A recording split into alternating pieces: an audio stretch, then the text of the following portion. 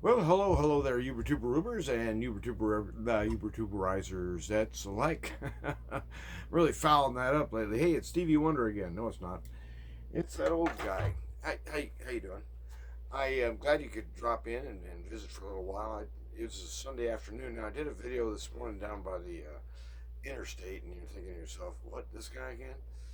But things could be worse, right? I mean, you might have to go in for like some terrible surgery. Speaking of that, I don't want to get off on some old guy tangent, but I do feel pretty good in that. Although I can't go walk today, it's a Sunday. My back is just there's something weird going on there. The doc claims it's something called stenosis of the spine, which means, in brief, that there's some bones or something in the spinal column which are compressing the spinal column itself, where the nerves are. Not a good idea.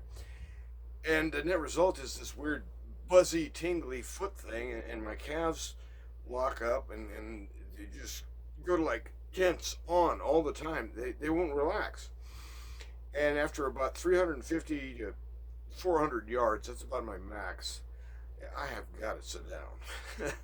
So, I mean, a couple of weeks ago, I went for a 2 mile walk, and it only took me about, an hour and a half. But I have to sit down like 10 or 12 times in 2 miles. Do the math. I don't know what that is. Anyway, okay, we could do the math, but I'm not going to get into it. 3,500, okay, 3,520 yards in 2 miles. Yeah, about every 400 yards. So at any rate, the wind is blowing out the other day in New Mexico during March and April, at least in this part of the state. You get all this weird guck blowing around, and it's dust kicked up by the wind. And sometimes I joke around and tell people, I think Tucson just blew by. Hey, today's unpaid sponsor, those cheapskates, refused to send me a check. Actually, I haven't asked. But yeah, it's a Sunday afternoon. It's about 3 o'clock. And so I did go down to church today. And so anyway, the short version is about the stenosis. I'll try to cut to the chase on that so we can drop that off and leave it in the past. Um, I'm just so glad. I've been monkeying around with this problem in my feet, and especially my calves. They go. Yeah. It's like the way I describe it is, if you have somebody say, "Give me a death grip," you put your hand on the handlebar and just squeeze with everything you've got, and then when you tell your hand to relax, it does. Well, what if when you told your hand to relax, the muscles here in the forearm said, "I don't want to"? It's like, what do you mean you don't want to? Wait a minute, who's running this show around here?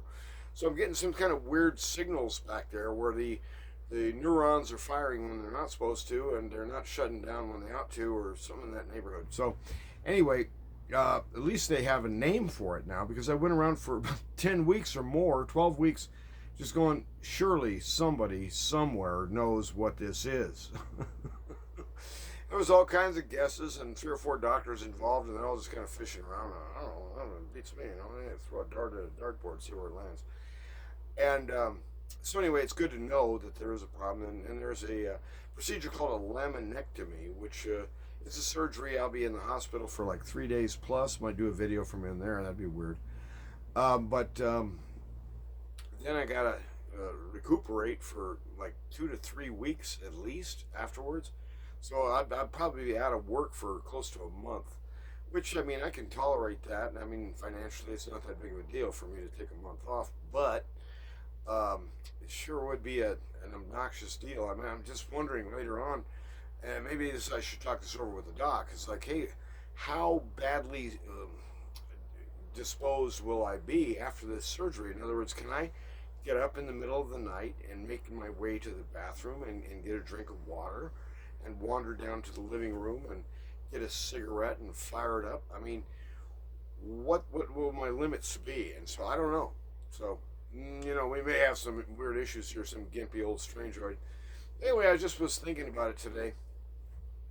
I watch a lot of YouTube content, and if you were to look at my history, that it'll come up on your YouTube thing of what you've watched. And I mean, I watch a lot of different stuff, but a lot of it really is just entertainment, like Penn and Teller as an example, and with all their various magicians and their exploits. And America's Got Talent, Britain's Got Talent.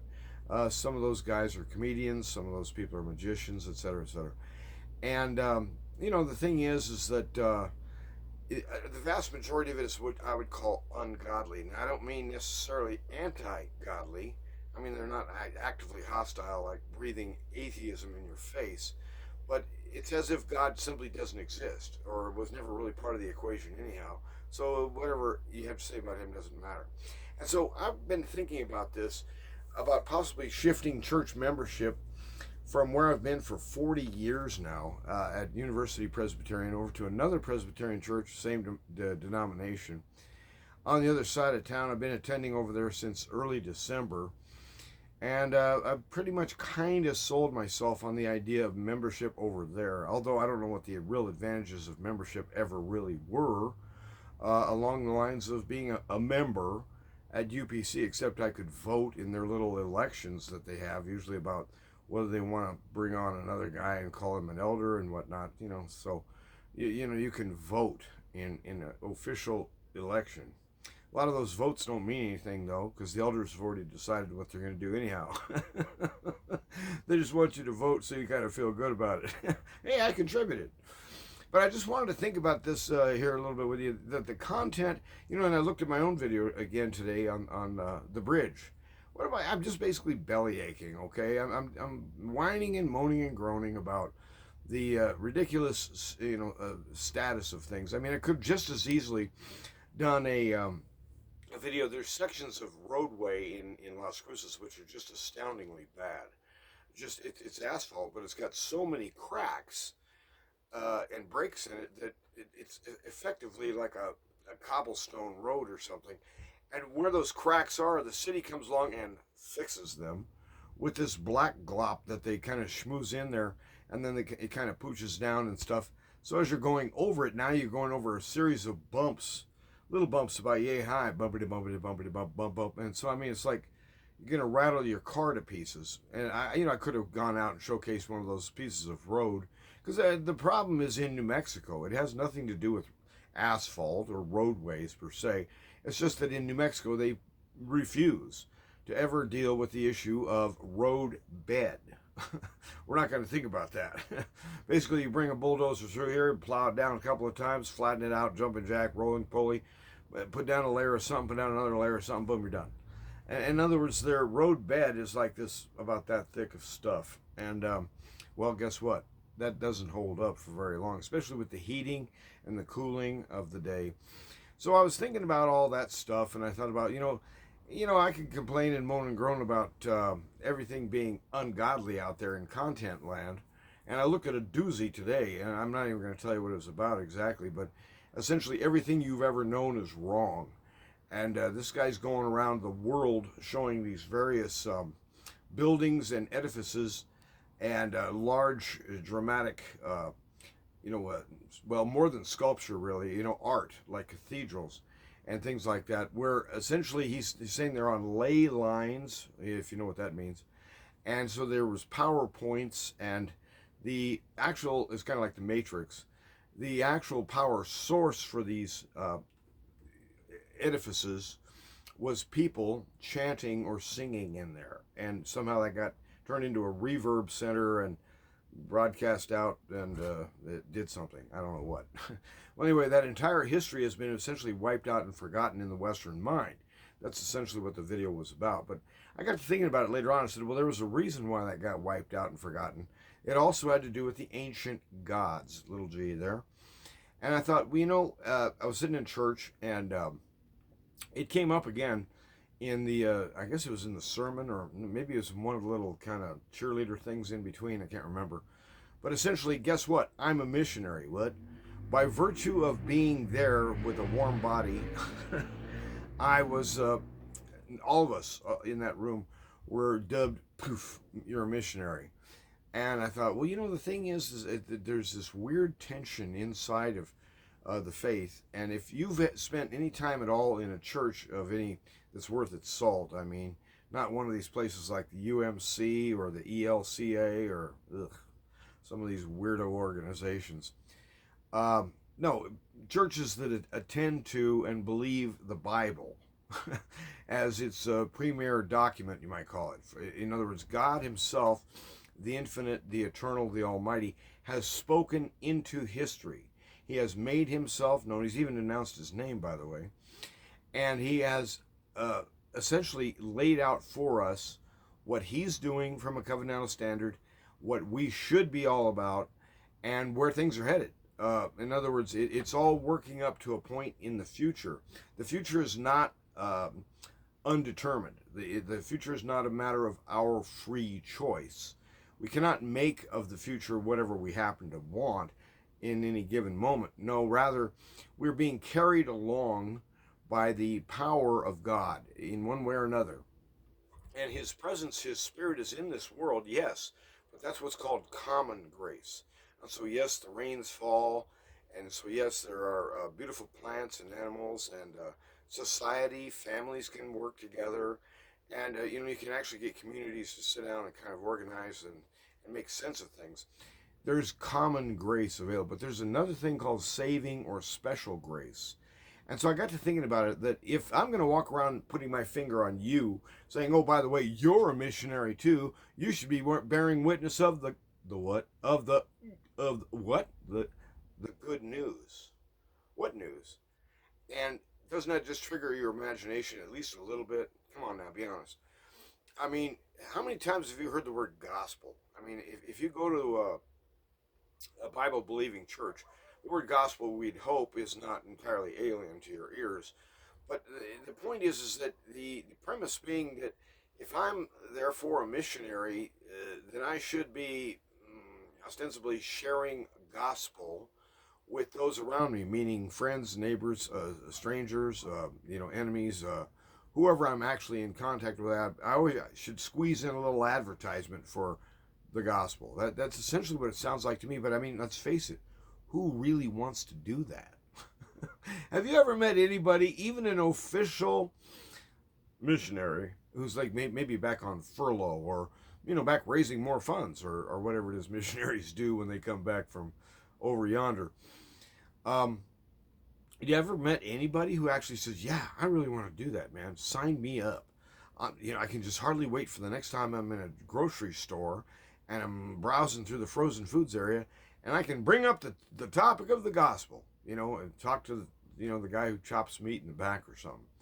I mean, no, who wants to do that? And so the premise is that if you don't want to, or you find no basic inherent desire, then there's something defective with your faith. There's something wrong with you as a believer, and I don't accept that. I mean, um, I didn't become a Christian by virtue of someone sitting down and saying, "Let me show you the spiritual truth of Jesus Christ. Let me explain the glories of the world to come," or anything like that. And it wasn't either. The thing I'm on, as you would know if you've ever watched any of my videos, is I'm always talking about judgment. In fact, in light of the judgment that is coming, the I am who is the judge, that is Jesus of Nazareth returning to this same world in the flesh. Remember, he died, and that's what we're going to talk about at Easter, and then he rose right back up again. So, what? Yeah, he's still in that same human body. However, it's what we call glorified and might say solidified. In other words, he's real now. He's the finished product. Unto which I like to maybe get straightened out my grammar here a little bit. Or how about my grandpa too? While I'm at it, hey, I'm going to smoke a cigarette. If you're a little kid and you're watching this, ignore that part. You didn't see it, okay? I'm going to hypnotize you. Follow the. Never mind. I don't know if hypnotism even works. I think you got to kind of be a willing participant, but at any rate. So, yeah, willing participant to hypnotism, that sounds a lot like church, doesn't it? And that doesn't sound wholesome at all. If you have to be kind of hornswoggled and confounded and driven to bearing witness to the greatest guy ever. This guy was a total rock star. When he showed up, thousands of people would show up, and they all just want to get next to this guy, reach out and touch him. What does he have to say? I want to be more like him. Oh man, he like oh he was majesty himself. I'll tell you what. But the point being is that the word gospel, I usually reject using it. In other words, don't expect me, Mike Labor. I'm a plumber after all. I mean, can you imagine me going out on a service call, right? Knock knock on your door. Hi, my name's Mike. I'm here to do your plumbing. I heard you have a leak under your house. Can we find your access hatch so I could crawl in and look around? And by the way, have you heard about the gospel? And this isn't going to happen, okay? And it just seems unrealistic. Well, the short version is that most of my conversations and most of my time spent is actually in ungodly pursuits. And again, I don't necessarily mean opposed to or officially refuting the good news of the Bible, but it's simply going around it as if it was some sort of obstacle in the road. You know, I was driving down the road this morning, and I keep thinking to myself, well, what happened? I came around the corner. There's a woman. We're in a 2-lane road here, and it's got a shoulder on one side, yellow dividing line, the double yellow line there. She, for some reason, has come to a halt in the lane. Okay, well, I don't care. I'm not going to wait around for her. So I drive around her, and I'm looking in my rear view, and after about 20 seconds, I mean, she's almost out of view. I slowly see her turn. And so maybe, legitimately she might have had some kind of mechanical error on the vehicle. I don't know. But the point is that going around something like that is our usual pattern, isn't it? And so, I mean, when I announce to you, hey, dear believer, friend, brother, sister, brother, did I mention the brother part yet? I mean, I resent that when I'm at a church. Hey, brother. It's like, shut up. We're not brothers. We go to the same church. That's about it. What do I have to do with your life, or what do you have to do with mine? I tell you, the only thing I ever have to do with Christian brothers and sisters is when I go over to their house to work on their plumbing for free. Well, not really free, but give them a good deal, right? So I usually offer them this absurdly low price, and they end up, negotiating it up. I like doing that. It's my way of testing folks. Do I mean anything to you, or am I just here to be used by you? And it's surprising the number of Christian brothers and sisters who fall into that category, where you come up with some absurd price. Well, I'm out $18.92 from 3 stops at different places. I was on the job 3.5 hours. Blah, blah, blah, blah. How about $20? Some people, most good people, will say, well, that's ridiculous. And so I'll go, okay, I agree. How about 18? You're going the wrong way. So they'll say, well, that's stupid, man. No, I'm going to give you at least 70 or whatever. And I always say, well, that's very generous. Are you sure? And always, as I'm going out the door, especially if they hand me cash, I'm always trying to hand some back to them. And the good ones will not accept it. The other ones will. But anyhow, in that context of how I deal with people, or how you deal with people day to day, I mean, how frequently, I guess that would be kind of the same word, wouldn't it? How frequently or how often, all right, we can finally get that straight. Does it actually occur to you to introduce, as it were, an unknown concept called the living God and His Word, namely the message called the news, which is so good? Have you heard it? Do you understand it? Do you believe it? Because you really ought to. I mean, it's the right thing to do, for one thing. Let's start there. But the point is that how many of you do that? I mean, how many of you even want to do that? And yet the pretension when you're in church, and nobody stands up and says, hell no, I ain't doing that. You won't hear anybody actually object to it. But there's this passive acceptance. When I say I accept you, what I mean is I accept the fact that your mouth is moving. That's about it. As far as the content goes, keep it. Not interested. Well, that's the way we are. We call it passive aggressive, I think. So anyway, getting back to the reality, I got to thinking about it today in church, and I thought, well, if I was going to be Mike the missionary, hey, that's me. You thought I was a plumber. You thought I was just a grumpy old fart. Hey, there's extra information. So you, unfortunately, become that poor person who's like a deer trapped in headlights is just staring. As you're staring back at me, I'm staring at you. And across this medium here called YouTube, we can have a little conversation. And if you'd like to comment back, well, there's always the comments, or I guess you could figure out my phone number and we could talk. I don't pass my phone number out online. No, that's getting a little zany. But the point is that we hardly ever have any actual interactions, and so there's not even for me even like a Bible study where our brothers and sisters, especially brothers, can sit down and have a Christian based discussion on any given topic. It just doesn't happen. And so at UPC, which is a church where I've been for 4 decades, brother, it's like I'm ostensibly in something called a shepherding group. Do you know what that means? If you said no, I agree with you. I don't know what it means either. I mean, it's this thing that exists on paper that I'm ostensibly in some group. Do I even know who the group members are? No. Do I know anything about their lives? No. Do they know anything about my life? No. In fact, most of them I can barely remember their last name, if at all. And don't ask me the names of your children, okay? Even though I've talked to the kid 26 times in the last 10 years or whatever. In other words, we don't have anything in common, human to human, believer to believer, and the net result is it's ungodly. And so I got to think, well, I'm ungodly too. So if there's some kind of race toward repentance, and I'll get to that in just a minute, I'd like to sign up first in line for, I've heard you're seeking cases of fraud, Mr. God. I have one to report. His name is me. But the situation is that if we discuss news which is so good, and like I said earlier, as you listen to my videos, I'm always going to couch this in terms of the great judgment to come.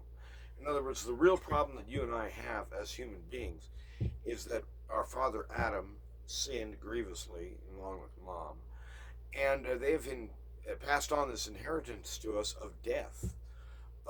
We are born and we die. Every one of us is going into the ground.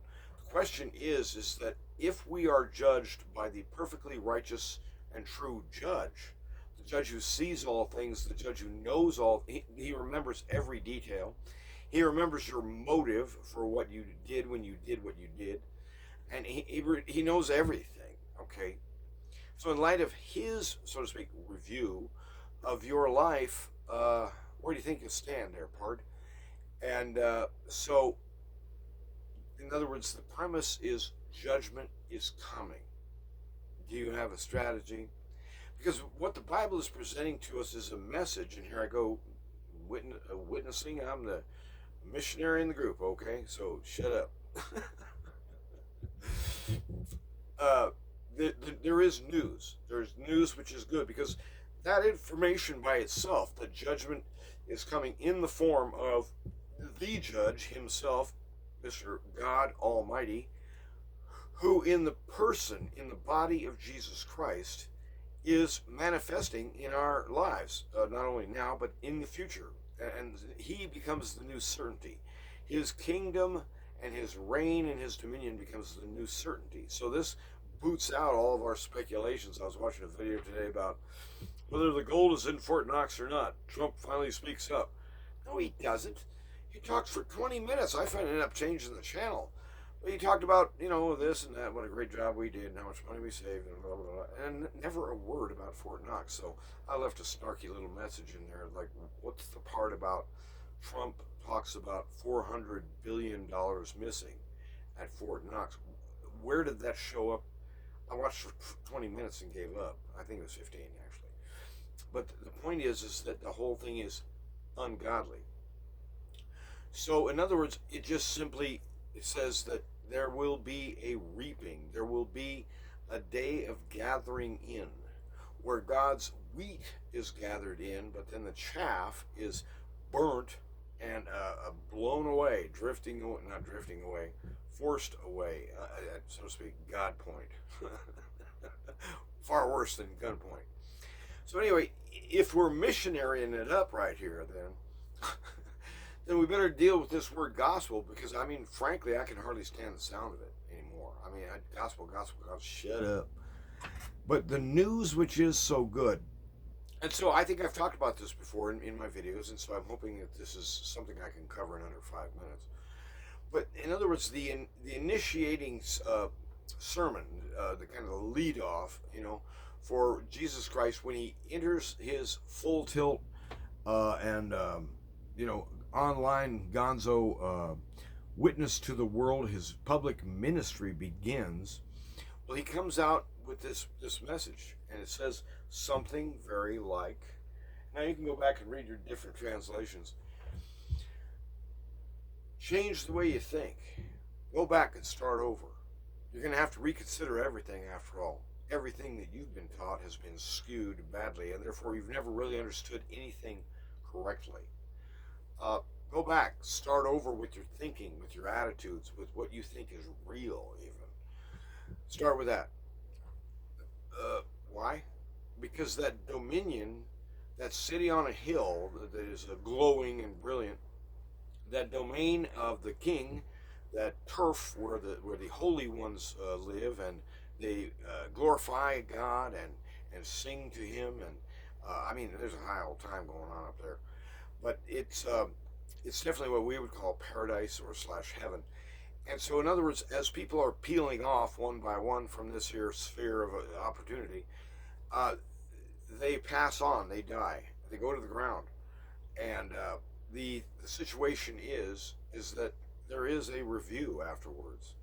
And so, in terms of the putting the one together with the other, the idea of judgment done on the basis of pure righteousness and truth and goodness, executed in person. The other option being rage, wrath from on high. Which would you rather? And when people say, let me think about it, they have not understood the question very well. Let me think about it is not an option. But I mean, that's really the way we treat God, isn't it? Isn't that the way we deal with him? It's like he'll say, hey, would you care to come to my house? I mean, seriously, we got jet skis. They got some of the best rock and roll music in the world. We got pizza. We got, free, you can shoot pool all day, whatever. Hey, we even have pinball. Or whatever, but there's no red lights there. Would you care to come and join our folk there? I know you'd love it. Or if you don't, you could be sent to a stinking, burning dump where wretched ex-humans in their agony simply grind their teeth and moan. And that's forever, by the way. Which would you rather? Can you choose one? And if we come back with the answer, let me think about it, then we have not understood the question. And so that's kind of the problem. The ungodly problem is that the situation is never really posed correctly in church. We never really do hear about the judge who is coming in fury from on high, armed to the teeth and irritated as could be. Almighty, or uncreated, as Lewis says, uncreated fury in person. So the good news is, the real good news, I mean, is that, did you hear what I said? Change. Go back. Rethink it over. Mull it over in your mind. Repent. That's the word. We might say reboot in American English, because we're all computerized, digitized, and whatnot. But the idea is go back. Think it over. Start. Wait. You can't move forward on this flawed foundation any longer. There is a day of reckoning, and it is here, right now, today, where I bring the wretch that is me, the failure that is Mike Labor, to you, O Father, and seek mercy. I seek grace. I seek forgiveness and washing. In other words, our word repent sounds like some kind of holy thing I'm doing, right? Something that might merit, say, a gift from on high. No, this whole idea of trying to buy your way into heaven by doing, shall we say, penance, ain't gonna cut it. But the idea of what we're doing here is that the call, it sounds like, to me, reboot. You're gonna have to think everything all over again. Why? Because that domain, the kingdom, has in fact arrived. The kingdom is in your midst. Change your behavior. Go back and rethink. Why? Because of this new development. How can you tell? I'm looking around everywhere. I don't see no kingdom. What are you talking about? Are you telling me it's an invisible kingdom? Exactly. It's an invisible kingdom. It's in us or on us, through us, and in our bodies also. So, in other words, individually and as a community of true brothers and sisters who actually get together to talk about, say, the glories of God in Christ, rather than nitpicking each other or gossiping or whatever, which we just love to do. And anyway, the point being is that in light of the fact that that blessed domain is now not only a live option for your future when you fall in the dirt, but it's a live option now. Today, in other words, our witness, our Christian testimony is having heard this and having come to trust Jesus, I find that I, Mike Labor, am not the same man I was. I tell you, I have died somehow, somewhere in Jesus Christ. My death and his death are joined together, and therefore my new life, the new life I live, is the life I live by faith through his grace and mercy. So in other words, our testimony comes out true. As we testify to the truth, we testify to the one who, the king. Remember, he said the kingdom has arrived. But how can you tell? It's invisible. The king himself has become visible. He has made himself known. He said of himself at one point, heaven and earth will pass away, but my words will never pass away. In other words, he knew while he was speaking that these things are going to be written down. And that is a true testimony, and he himself bears witness to it. So it's a little like your idea of inscripturation. In other words, whatever role God had played in getting the scriptures written down, however that actually happened, the reality is this: for thousands of years now, the testimony, the witness of God approved by his people as canon, has survived and survived quite well. The translations are excellent of the original text, and we do know a lot about the original text, even if we don't physically possess them. We have such early translations or copyings that you can do some serious comparison, and that's what a lot of Bible scholars get into. I'm not there. What I'm saying is the very fact that this message from on high to you has been directed. So you might be thinking that really the gospel call sounds a little bit like this: straighten up. And I mean by go back and think it over again. Everything. Think over everything. Why? Because there's something new in the world. And in that newness, we walk. And I tell you, it's transformative. I am not the Christian man that I shall be one day. Thank God for that. But I am not the same one that was yesterday. We ask him in repentance, forgive my sins both known and unknown to me. That is, make present by your light in me those areas of darkness, of rebellion, of folly, of stubbornness, rash speech, or whatever the error happens to be. And however those connect into my persona, the old man, I identify that junk, or I used to identify that junk as me. This is the realm. You want to hear about me? I'll tell you what, I'm snarky. Blah, blah, blah. I got some mean old stories to tell about me, and essentially gossip about myself. That is not what the Christian gospel is about. The Christian gospel says that the very fact that we do trust him, it isn't like I reached out in trust and he responded, and then I said, oh, he must be real. No, he reached into me, turned something in here, some kind of gear or something, and I came alive. And one of the first things I did was I expressed trust in the one who had extended his hand to help me in my time of sorrow and need. And that's essentially the way the gospel works. It's that it isn't when you're strong and the world's at your feet and all the beautiful women are oohing and on at you. The time that, Paul, he was in prison, he was beaten and all kinds of stuff. And the sufferings of the martyrs, especially the early martyrs, and the way they were devoured by like wild animals and stuff, all for entertainment and profit, might I add. But The testimony of the gospel word in us urges us to agree with sound doctrine, and that's why I'm a Presbyterian. Doctrinally, I don't think anyone can beat the Presbyterians. If the name of the game is called, let's have a doctrinally pure clarity on ethics, on dogma, on faith, on matters of conviction. Let's be straight up about this. Our information, our authority is the Word. So go back, rethink everything, and read the Word. Hear what's said. Go to church, will you? Well, anyway, that's my gospel message for you. Is that in other words, the church misses this up, and they keep saying, well, God is love, God is God, love. He loves you so much that he couldn't possibly stomp you to death. Oh yeah, watch, he will. He'll stomp to his death his enemies and drive them crazy in despair, and that's for starters. But the situation is for us different.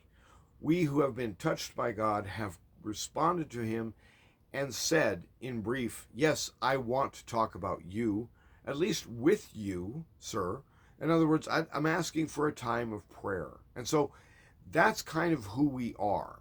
In other words, in our innermost being as Christians, we desire to see more of the glory of Christ and less of my own folly, if we could, please.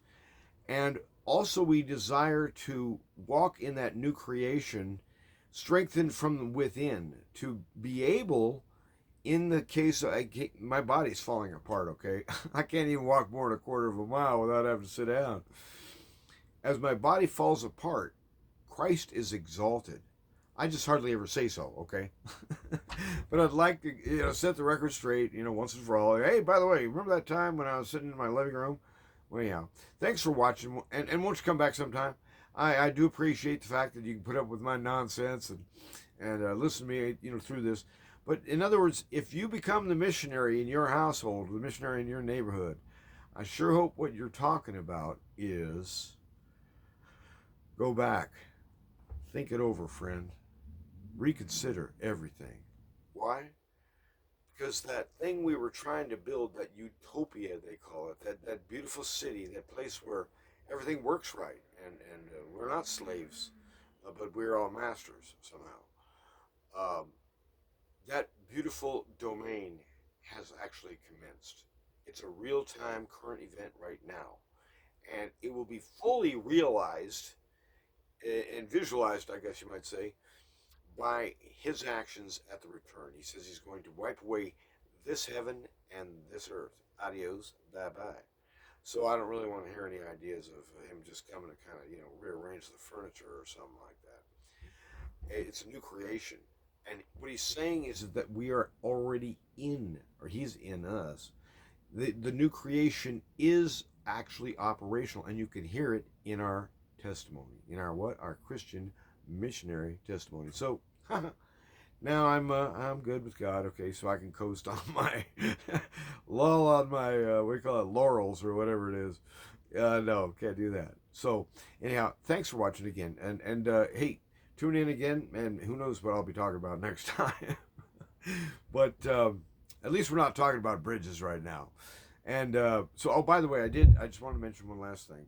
I did have a chance to chat with not ChatGPT. I can't get through to that thing anymore. I don't know how they do it. I guess you got to subscribe or something, and I ain't doing that. But anyway, ChatGPT 4.5 recently scored 73% on a Turing test, which is pretty darn good, meaning 73% of the people that were dealing with ChatGPT and another entity, they could not determine that ChatGPT was the computer, the AI.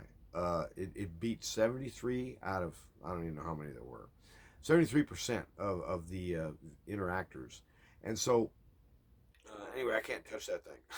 So there's this cheapy lowball knockoff called DeepSeek, which is based in China, I believe. So it's a kind of a copycat to ChatGPT, but it's kind of snarky too. But anyhow, never mind that. I asked it about the cracks in the bridge, and it said maybe it was valid. That in other words, if those are not structural cracks indeed, like I thought, if they're just simply surface fractures, then something like that plus a heavy coat of paint might be just the thing. In other words, you're trying to keep water out of there so that it can't possibly find a crevice to get in. I don't buy that. I think the robot's losing it. But the point is that, we won't have to necessarily be talking about Jesus Christ and the news, which is so good. But I do want it to be the backdrop to everything that I'm about. And let's face it, I really suck at that too. So, maybe we'll look forward to a video or two in this week. During this week, let's see, this is Palm Sunday today. I think that makes it the 8th. I don't know. I forgot. It's someday. Like the old Judy Collins song, "Someday Soon." That was a nice song. But anyway, so finish up here, Mike. Thanks for watching. And if I try to do any more gospelizing at any given time, I'm just probably gonna get all gospeled out. But I do want you to know there is good news. Hope makes sense. We hang on when the times are tough and you're even suicidal, maybe, real depressed. We hang on. Why? Not because I'm tough, but because he won't let go of me. He just flat refuses. I tried to talk him into it 100 times. I figured I was trying to do the guys, just do him decent, Let me get some fair warning is what you're getting into here, bozo. You don't realize what a blockhead I am. You don't need people like me in your kingdom. And that's the way I was for decades. And so there's a new me, and the new missionary Mike, we'll call him the old guy Mike, says to you, God bless your household. God bless your life. God bless your ambition and your desire. God bless you as you think these things over and reconsider everything in light of that beautiful turf which has appeared. Have a good day. Bye-bye.